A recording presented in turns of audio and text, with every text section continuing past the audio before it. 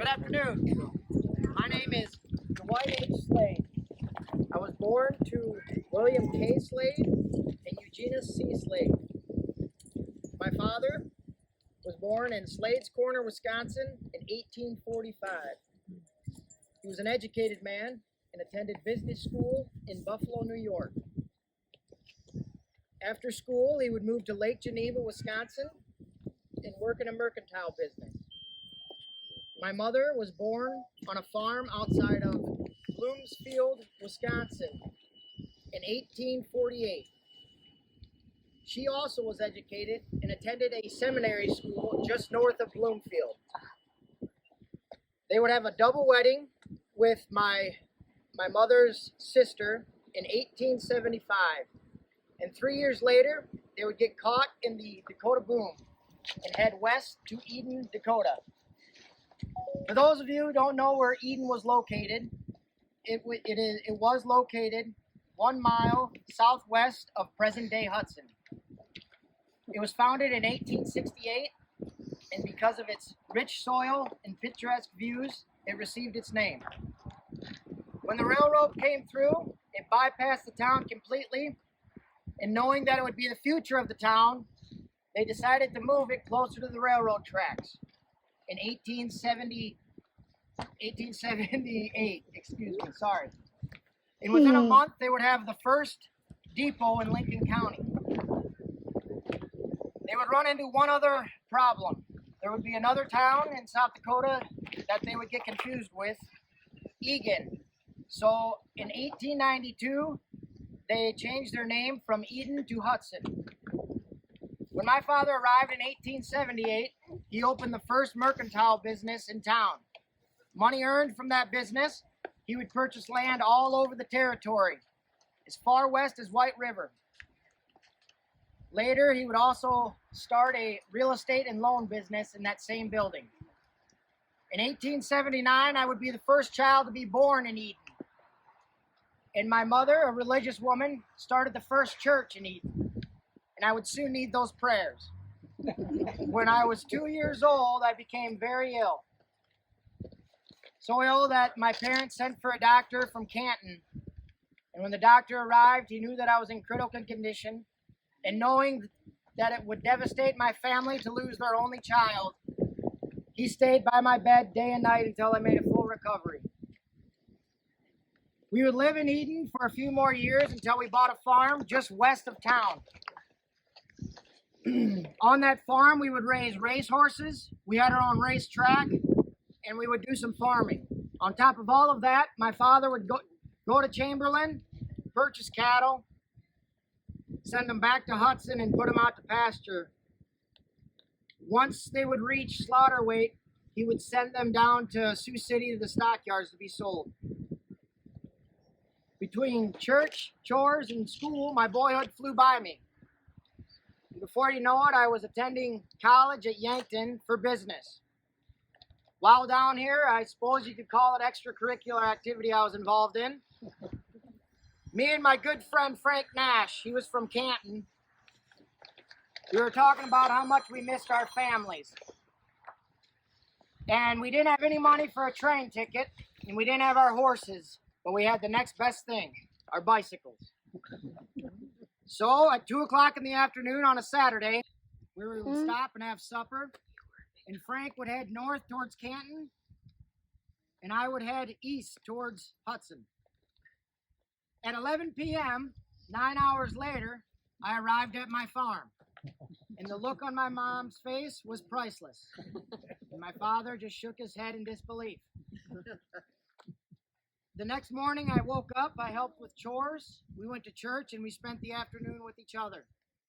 Monday morning came and we got a little smarter. We left at first light, and I met Frank in Centerville, and we continued to Yankton.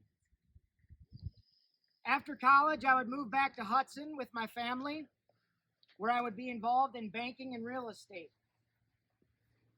We would live there until 1903 when my father won the election for Lincoln County Treasurer. So we moved to Canton. It didn't take us long to settle into Canton. I would join one of 3 fire departments in Canton at the time, Phoenix Hose Company.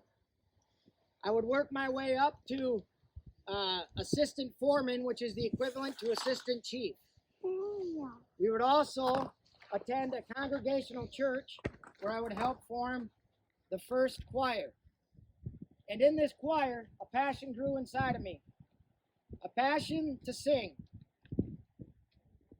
There was a pivotal moment when my church was hosting a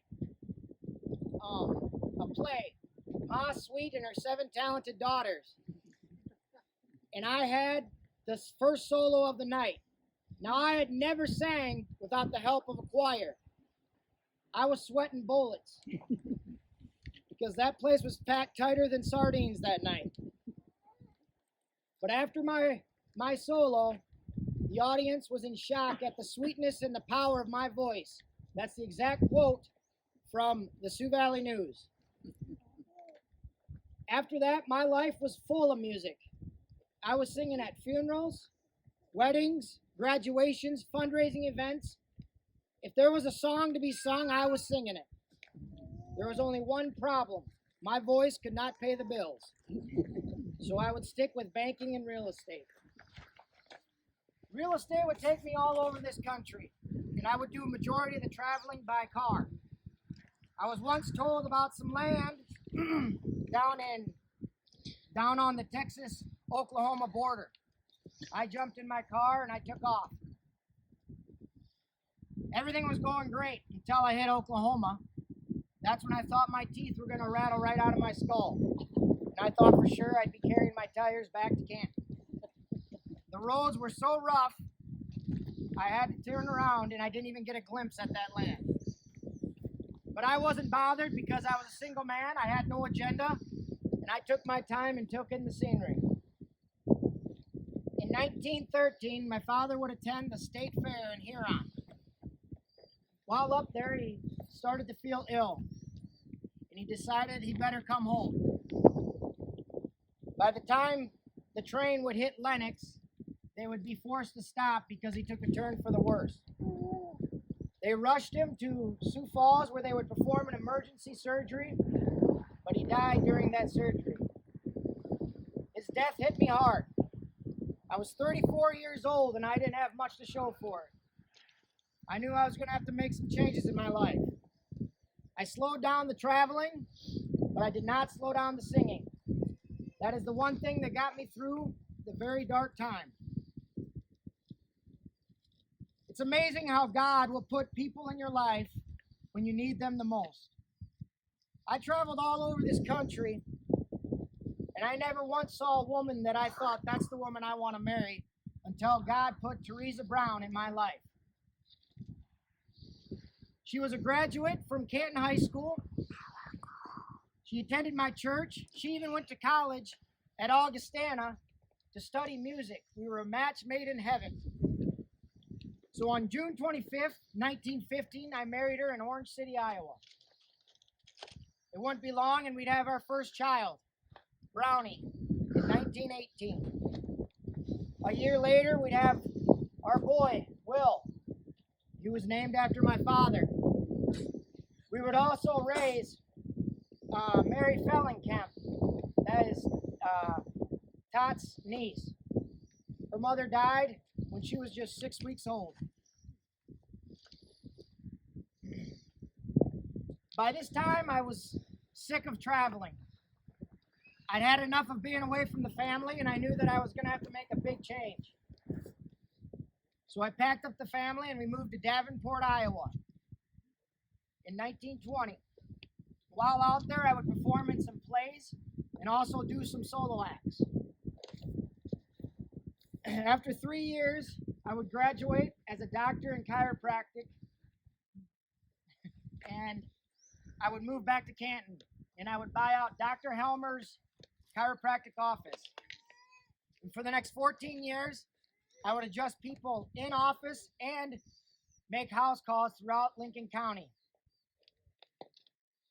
In 1937, I would be elected into the Lincoln County Clerk of Courts.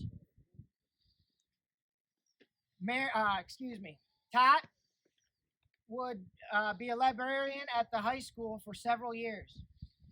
She volunteered at the American Red Cross for 34 years, and for 35 years, she was a secretary at Forest Hill Cemetery Association.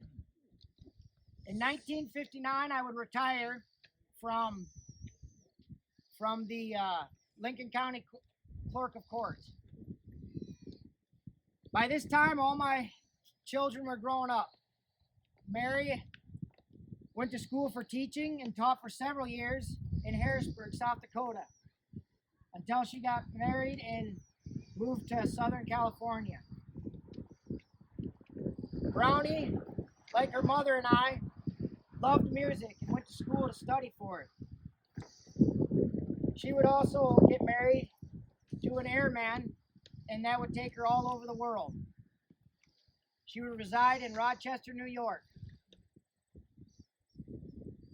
Bill, he served his country and flew in World War II. Also flew missions during the Berlin airlift and flew B-47s for Strategic Air Command.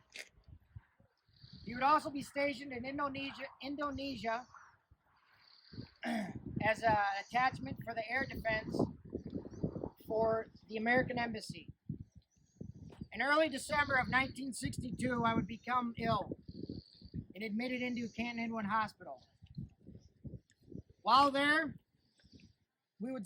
Tot would come and visit me, and we would celebrate Christmas in my room, along with New Year's Eve. On January 2nd, 1963, I would pass away. Both my daughters would be able to make it back, but Bill, being stationed so far away, couldn't make it. I've traveled all over this country, and I've seen a lot of beauty, but there was nothing ever as beautiful as Lincoln County, South Dakota, my Eden. I come to the garden alone, while the dew is still on the roses. When a voice I hear falling on my ear,